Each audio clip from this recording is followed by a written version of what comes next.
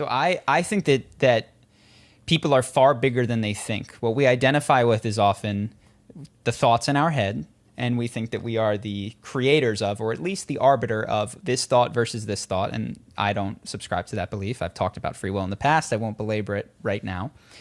But why do you feel the way you do? I've been shocked. I mean, I've had days where I was like, I didn't want to talk to anybody. I was just not feeling confident or courageous. And I've gone the entire day until the evening, and I realized that I had a pimple on my chin. And I saw that pimple first thing in the morning, and it made me shrink from everything in the day because I didn't want to, like, and I go, wow, I saw it.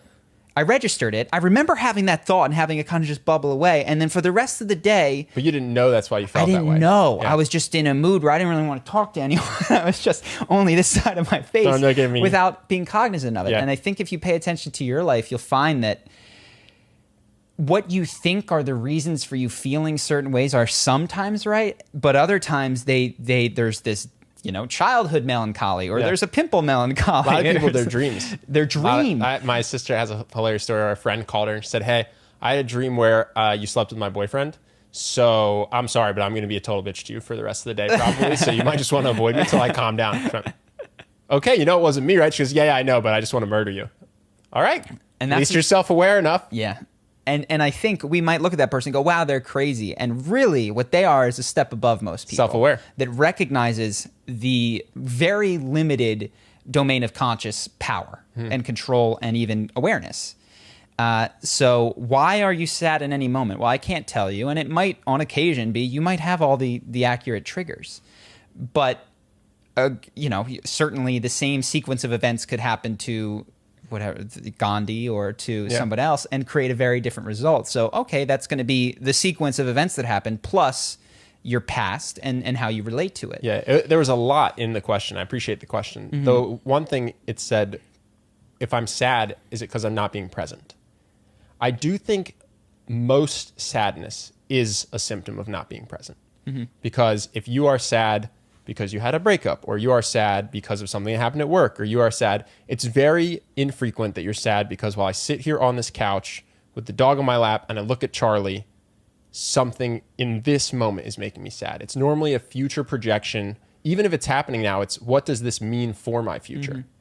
And so, I think oftentimes sadness has to be a lack of being present. Sure. And so does excitement. So does thrill. Yeah. A lot of the emotions that we like and move towards are you can only achieve when you are not present. Mm-hmm. So I don't think I've tried. I'll tell you this. I've tried presence as the answer, and I think presence is the ultimate answer.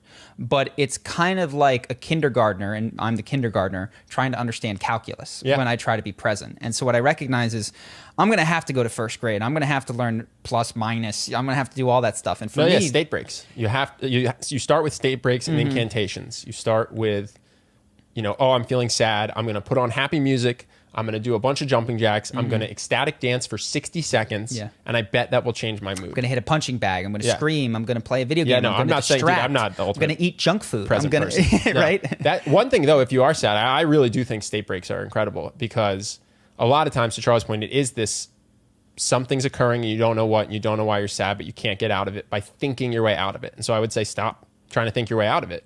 Put on music that makes you really happy.